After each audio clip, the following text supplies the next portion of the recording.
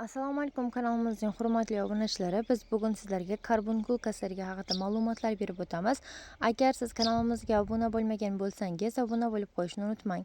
Karbonqul bir nechta soch follikulasi atrofida teri osti yog' qavatni teri bilan birga yiringli yallig'lanishi, o'tkir kechadi va zudlik bilan davo choralarini talab etadi.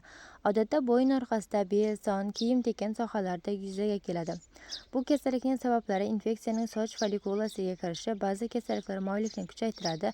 Qandli diabet organizmda qand miqdorining ko'payishi mikroblar o'sishini kuchaytiradi.